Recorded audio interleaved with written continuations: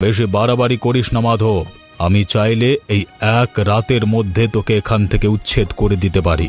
শোন কমলা, কেউ তোকে ছোট ভাবলে তুই নিজেকে ছোট ভাববি না কখনো। আর সময় নেই, আমি বাইরে দেখে এলাম নদী পার ভেঙে জল ঢুকছে হুড়হুড় করে।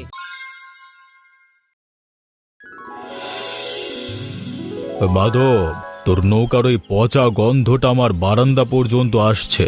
একটু দূরে গিয়ে কর না কাজটা। এদিকটা ভদ্রলোকের এলাকা, বুঝলি? বাবু, আমি তো একাই কাজ করে সংসার চালাই। তাতে আমার কি? সকাল সন্ধ্যায় মাছের গন্ধ, জালের গন্ধ আর কাদা নোংরা জিনিস নিয়ে থাকিস। আমার বাড়িতে লোকজন আসে, তারা কি বলবে? বলবে জমিদারের বাড়ির সামনে জেলের আড়ত বসেছে। হ্যাঁ ঠাকুর বাবু, নৌকাটা না সরালে কাল নদীতে নামতে পারবো না, আর নদীতে না নামলে ভাতও জুটবে না। আর এটা তো আমারই উঠোন। সেই নিয়ে তুই আমাকে জ্ঞান দিবি না। দেখুন বাবু, আমার যতটুকু আছে এইটুকুই সম্বল। আপনার বাড়ি অনেক বড়, আমার ঘর ছোট, সেটা ঠিক আছে, কিন্তু তাই বলে আমাকে এরকম ভাবে ছোট করবেন? আজকাল বেশি চালাক হয়ে উঠেছিস দেখছি। তোকে আগেও বলেছি তোর এই ভাঙা ঘরটা সরিয়ে নে।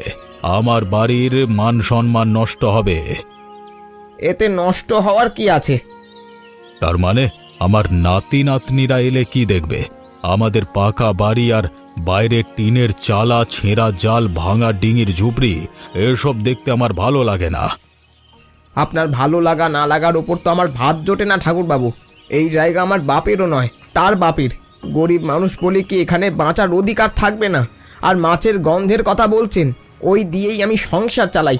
আপনি যে মাছ খান, সেই মাছ আকাশ ফুঁড়ে নামে না। বেশি বাড়াবাড়ি করিস না মাধব। আমি চাইলে এই এক রাতের মধ্যে তোকে এখান থেকে উচ্ছেদ করে দিতে পারি। এমন ব্যবস্থা করব, দেখবি দুদিনের সব গুটিয়ে পালাতে হয় কিনা। করুন, যা মন চায় আপনারা করুন। আমি কারো জমি দখল করিনি, কারো ক্ষতি করিনি, খেটে খাই। তুই আমার শক্তি সম্বন্ধে সন্দেহ প্রকাশ করছিস? আপনি শক্তিমান মানুষ, আমি গরিব মানুষ। একটু ফারাক আছে, কিন্তু অন্যায় আর অপমানের হিসেব ওপরওয়ালা করবেন, আমি সেই ভরসাতেই আছি। ওসব কথা রাখ। দুনিয়া চলে টাকায় আর ক্ষমতায়, বুঝলি?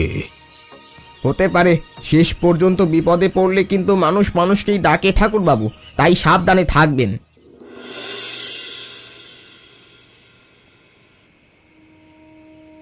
আবার কি বলেছে ঠাকুরবাবু? তোমার মুখ দেখেই বুঝতে পারছি আজও খুব খারাপ কিছু শুনিয়েছে। কতদিন আর এভাবে সহ্য করবে? মানুষটা এমন ভাবে যেন আমরা মানুষই না। সেই আগের কথা বলছে, গন্ধর জন্য নাকি ঘর সরিয়ে নিতে হবে, নইলে ব্যবস্থা করবে। আমি আর কি বলবো? দুটো কথা বললেই ঝামেলা বাড়বে। ঝামেলা আর কত বাড়বে? অপমান তো রোজই করছে। আর জল আনতে গিয়েছিলাম, ওদের চাকর এমনভাবে তাকালো যেন আমি চুরি করতে গেছি। তুমি বলো, গরিব বলে কি ইজ্জত থাকে না আমাদের? আমি সব বুঝি দাদা, কিন্তু রাগ দেখিয়ে তো ঘর চলে না। লড়তে গেলে পয়সা লাগে, লোক লাগে, আর আমার হাতে আছে শুধু জাল, নৌকা আর অভাব। কমলা সেদিন কি বলেছে জানো? বলেছে, মা, বিশালদা আমাকে দেখলে মুখ ঘুরিয়ে নেয় কেন? আমি কি দোষ করেছি? আমি বলো তো কি উত্তর দেব? বললাম, আমরা গরিব তাই। শোন কমলা, কেউ তোকে ছোট ভাবলে তুই নিজেকে ছোট ভাববি না কখনো। কিন্তু কাল যদি সত্যি আমাদের বিরুদ্ধে কোনো ব্যবস্থা করে, তখন কি হবে বলো তো? তাহলে দেখা যাবে। আর একটা কথা মনে রেখো, সময় সব সময় এক জায়গায় থাকে না। আমি নদীতে কাজ করি, তাই জানি স্রোত বাড়লে বোঝা যায় কার জোর কতখানি। তুমি সব সময় এমন কথা বলো না যে আমার ভয় করে। তুমি সাবধানে থেকো। ঠিক আছে, তুমি রান্না বান্না করে নাও, খাওয়া দাওয়া করে নিতে হবে। কাল সকালে আবার বের হতে হবে তাড়াতাড়ি। আমি পড়বো বাবা, তবে তোমাকে আর মাকে কষ্ট পেতে দেব না। তুই শুধু মানুষ হ, বাকি কষ্ট আমি সামলাবো। শোনো, ওই মাধবের বউটা আজ আমাকে দেখে নমস্কার করলো, কি ভদ্রভাবে কথা বললো। এত কষ্টে থাকে ওরা, কিন্তু ব্যবহার কত ভালো। তুমি ওদের সঙ্গে এত কঠোর ব্যবহার করো কেন বলো তো? পাড়া প্রতিবেশী বলে তো একটা কথা আছে। তুমি এসব বোঝো না সুনিতা। দূরত্ব না রাখলে মান থাকে না। সবাইকে আপন করে নিলে লোকজন মাথায় উঠে বসে। সম্মান কি মানুষকে অপমান করে বাড়ে? তোমার মুখে রোজই ওই একই কথা শুনি। জেলে ওরা, গন্ধ আসে, ভাঙা ঘর ইত্যাদি।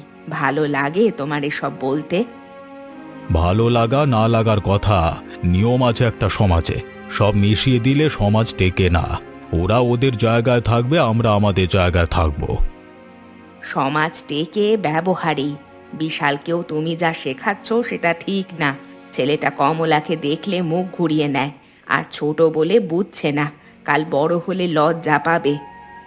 বিশাল আমার ছেলে, সে জানবে কার সঙ্গে মিশতে হয় কার সঙ্গে না। সবাই সমান হলে তো আর ভদ্রতা বলে কিছু থাকে না। ভদ্রতা মানে কাউকে ছোট করা না। তুমি বড় বাড়িতে থাকো, ওরা কুঁড়ে ঘরেতে, এইটুকু ফারাক ঠিক আছে। কিন্তু মনে এমন করে তুলেছ বিষয়টা যে পাশের মানুষের দুঃখও তোমার চোখে পড়ে না। এটাকে বলে স্বার্থপরতা। তুমি আজকাল খুব ওদের পক্ষ নিচ্ছ দেখছি। পক্ষ না, মানুষকে মানুষ ভাবছি। কাল যদি বিপদ আসে সবার আগে এসে কে দাঁড়াবে জানো? পাশের মানুষটাই। ও বিপদ! আমার এই বাড়ি দেখেছো? এমন অট্টালিকায় গ্রামে আর একটাও নেই। ঝড় বৃষ্টি কত এলো গেল, কিচ্ছু হয়েছে? ঘর বড় হলেই সব সময় বাঁচায় না বিপদে, তুমি সেটা ভুলে গেছো। বাবা, আকাশটা কেমন কালো হয়ে যাচ্ছে দেখেছো? নদীর জলও যেন অন্যরকম লাগছে। জলে এত টান, কিন্তু আমার ভালো লাগছে না। গতবারের বন্যার আগে এমনই হয়েছিল না? তুই ঠিক ধরেছিস। জলের রং বদলালে আর স্রোত বদলালে বুঝতে হয় ভেতরে কিছু হচ্ছে। উজানে খুব বৃষ্টি হচ্ছে বোধহয়, তাই আজ নদী একদম শান্ত নেই। তাহলে আমরা কি আজ রাতেই ঘর ছেড়ে যাব? মা তো জানে না কিছু। আমাদের বইগুলো, মুরগিগুলো সব নিয়ে যেতে পারবো তো? দেখা যাক, যদি বিপদ আসে তাহলে আগে মানুষকে বাঁচাতে হবে, তারপর জিনিস। তুমি এমন করে বলছো যে আমার আরো ভয় করছে। মা, ভয় মানুষকে সাবধান করে। চল বাড়ি যাই। মাকে বলবো শুকনো চাল, গুড়, দেশলাই একটা চাদর বেঁধে গুছিয়ে রাখতে। নৌকাটা শক্ত করে বেঁধে দিতে হবে। আর শোন, দুর্যোগ যদি খুবই বাড়ে তবে ওই বড় বট গাছটা মনে রাখবি। অনেক পুরনো গাছ, ওর শিকড় অনেক শক্ত। ওর কাছে আশ্রয় নিতে পারি আমরা। ওই গাছটায় কি সত্যি মানুষে ওঠে? বন্যার সময় অনেকেই উঠেছে আগে, কখন কি হয় বলা যায় না। নদীর কাছে যারা থাকে তাদের সব সময় আগে থেকে সাবধান থাকতে হয়।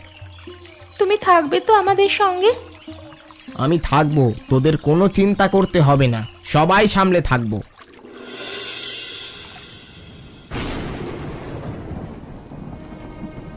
দেখো, জল বাড়ছে, মেঝেও এখন ডুবে গেছে। আর একটু আগে এতটা ছিল না। এত তাড়াতাড়ি জল উঠছে কেন বলো তো?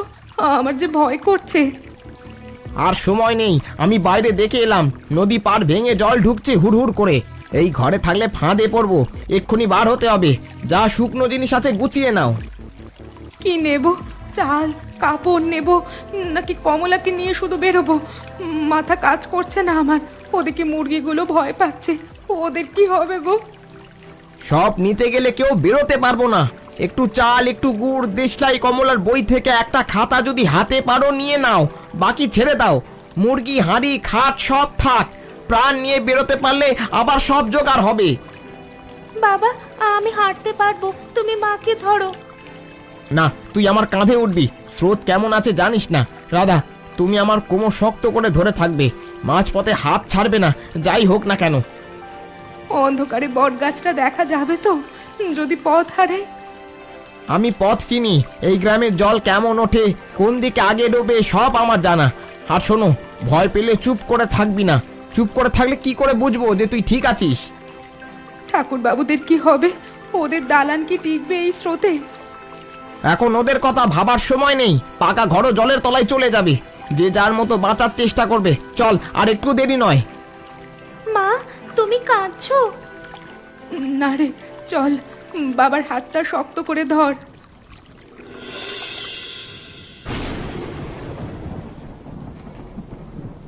দেখলে, তোমার পাকা এই দালান ভেঙে গিয়েছে, সিন্দুক ভাঙছে, আলমারি কাত হয়ে গেছে।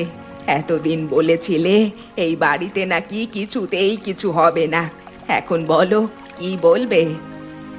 আমি বুঝতেই পারিনি জল এতটা উঠবে, এমন তো কখনো হয়নি। সব শেষ হয়ে যাচ্ছে চোখের সামনে, আমার মাথা কাজ করছে না। আমরা ডুবে যাব নাকি? না না না না, আমাদের কিচ্ছু হবে না। আমি আছি বাবা, দাঁড়া দাঁড়া, একটুখানি ভাবতে দে। শুধু বললে হবে? ছেলেটাকে দেখো, কাঁদছে ভয়ে।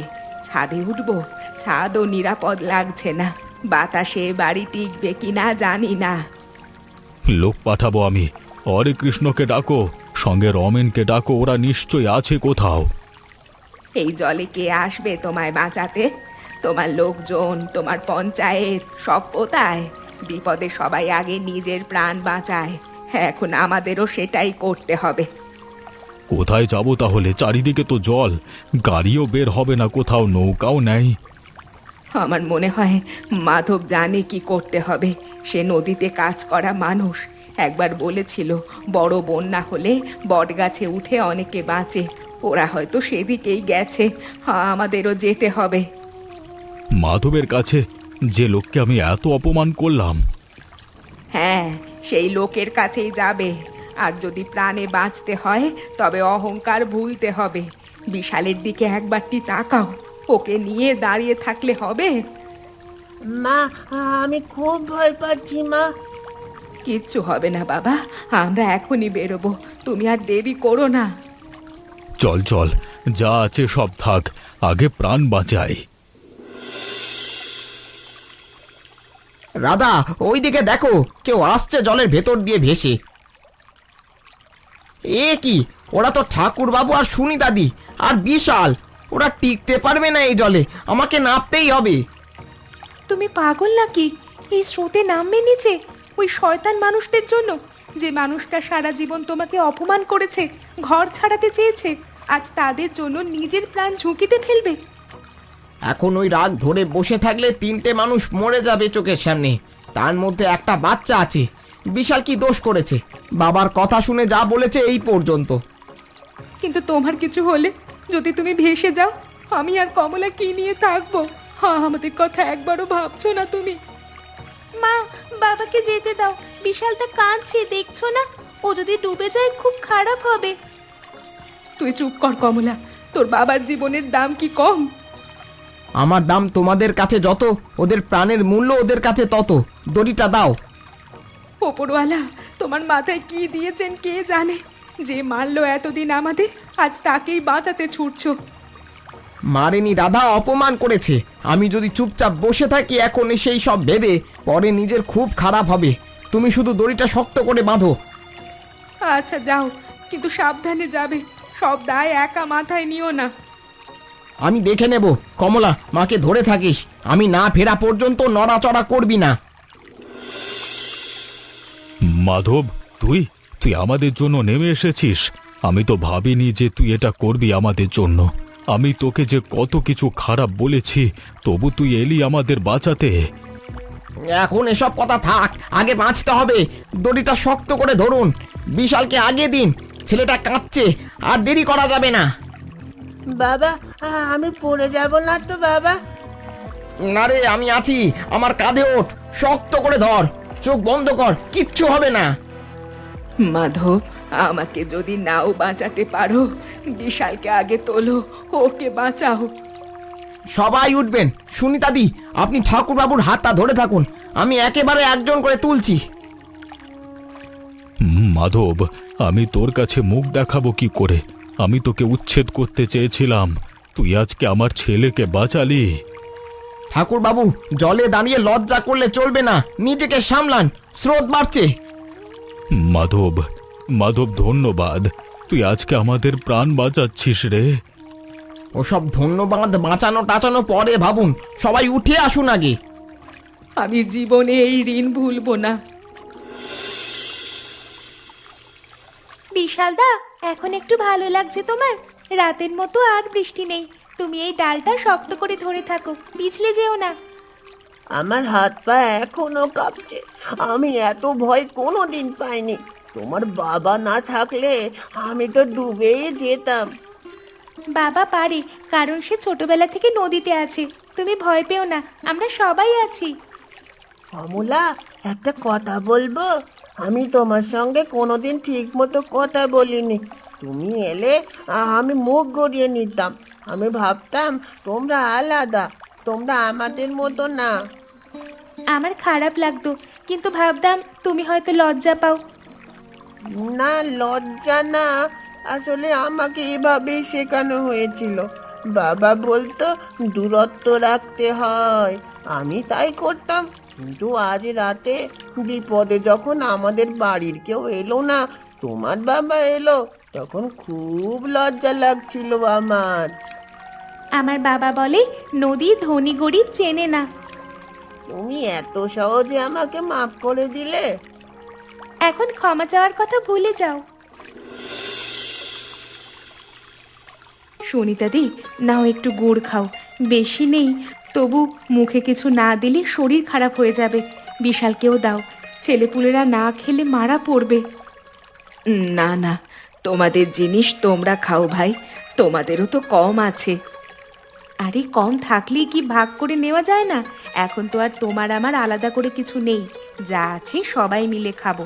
নাও। তুমি এত সহজে বলছো, আর আমার ভেতরটা কেমন করছে। আমি তো কোনোদিন তোমাকে এত সম্মান দিইনি, অথচ আজ তুমি আমাদের হাতে খাবার দিচ্ছ। দিদি, ওইসব পুরনো কথা থাক এখন। তখন যেমন ছিলে, মানুষ সবসময় একরকম থাকে না। না, তবু বলতে হবে। আমি ভেবেছি অনেকবার তোমাদের সঙ্গে ভালোভাবে মিশবো, কিন্তু আমার স্বামীর ভয়ে চুপ করে থেকেছি। তবে এখন থেকে আমরা মিলেমিশে থাকবো। এই নাও, খাবার খাও। মাধব, ঘুমাসনি তুই? না, অভ্যাস আছে। নদীতে কত রাত কেটেছে আগে, জলের শব্দ শুনলেই মনে হয় যেন কিছু ভয়ানক হচ্ছে। কি বলবো তোকে বুঝতে পারছি না। কিছু বলতে হবে না। এত বছর ধরে তোকে শুধু তুচ্ছ করেছি, তোর ঘর দেখে বিরক্ত হয়েছি, তোর কাজকে নোংরা বলেছি, জমি ছাড়ার ভয় দেখিয়েছি। আজকে ওসব কথা ভেবে মনে হচ্ছে যেন আমি নিজের ছেলেকে কত ভুল শিক্ষা দিয়েছি এতদিন। মানুষ ভুল করে ঠাকুরবাবু, ভুল বুঝতে পারাটাই বড় কথা। না না, আমরা ছোট লোক। আমি ক্ষমতার জোরে ভাবতাম তোদের তোদের আমার ইচ্ছে মতো চালাতে পারবো, কিন্তু আজকে দেখলাম আমার পাশে বিপদে কেউ পাশে দাঁড়ালো না। এই সময়ে সেসব ভেবে লাভ নেই। যা গেছে গেছে, সামনে কি করবেন সেটাই আসল, সেটাই ভাবতে হবে আমাদের। আমি যদি বলি আমাকে ক্ষমা কর? ক্ষমা চাইবেন না, ক্ষমা করার আমি কেউ নই। উপরওয়ালা ঠিক বিচার করবেন যদি আমরা একসাথে আবার মিলেমিশে থাকতে পারি। এই সত্যিটা আমি খুব কষ্টের মধ্যে বুঝেছি। আর একটা কথা, আমি আর কখনো তোকে উচ্ছেদ করবার কথা বলবো না, বরং ওই কথাটা বলেছিলাম ভেবে নিজেকেই এখন ঘেন্না করছে। ছাড়ুন, একসাথে আমরা এখন মিলেমিশে থাকবো।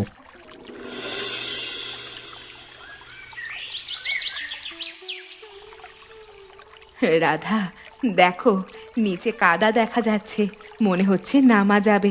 কি অদ্ভুত, কালকেও মনে হচ্ছিল আর বুঝি জল নামবে না।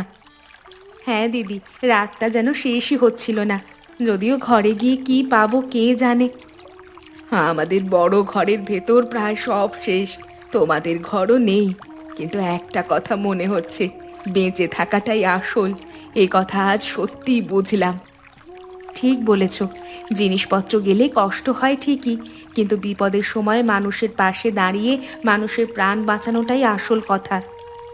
রাধা, আমি তোমাকে কথা দিচ্ছি, তোমাদের নতুন ঘর তুলতে আমরা তোমাকে সাহায্য করব যতটা পারি। এতদিন যে প্রতিবেশীর কর্তব্য করিনি, সেটা এবার করব। দিদি, তোমার এই কথাটাই অনেক।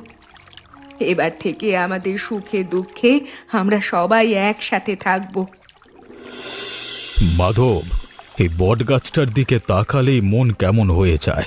ওই গাছে আমরা ভিন্ন দুটো পরিবার একটা পরিবার হয়ে গেছি। আমি তো বলেছিলাম, প্রকৃতি অনেক সময় মানুষকে অনেক বড় শিক্ষা দেয়। আমি আগে ভাবতাম আমার টাকা পয়সা মানেই আমার শক্তি, জমি আছে, লোক আছে, তাই আমি বড়। এখন বুঝি বড় হওয়া অন্য জিনিস। আমি যা করেছি মানুষ হিসেবে করেছি, আপনি হলেও করতেন। না না, আগে হয়তো করতাম না, এটাই সত্যি। আগে মানুষের টাকা পয়সা দিয়ে তাকে বিচার করতাম, কিন্তু এখন থেকে আর এসব নিয়ে বিচার করব না। আমরা আমাদের বাচ্চাদের এই ভালো শিক্ষাটা দিতে পারি। আর শুধু তাই নয়, বন্যায় আমরা দুজনেই ক্ষতিগ্রস্ত হয়েছি, তাই এখন থেকে আমরা একটা পরিবার হয়ে একটা ঘর বানিয়ে একসাথে থাকব। ধন্যবাদ, এটাই তো হচ্ছে আমাদের আসল পরিবার। তোমরাও কিন্তু এমনভাবেই মিলেমিশে থাকো সবাই, না হলে কিন্তু বিপদ আসলে তোমরাও আমাদের মতো মৃত্যুর সামনে গিয়ে দাঁড়াবে। আর আমাদের এই গল্পটা থেকে তোমরা কি শিখতে পারলে এবং গল্পটা তোমাদের কেন এত ভালো লাগলো কমেন্ট করে জানিও, এবং গল্পটা তোমাদের বন্ধুদের সাথে শেয়ার করে দিয়ে আমাদের চ্যানেলটা সাবস্ক্রাইব করে সঙ্গে থেকো।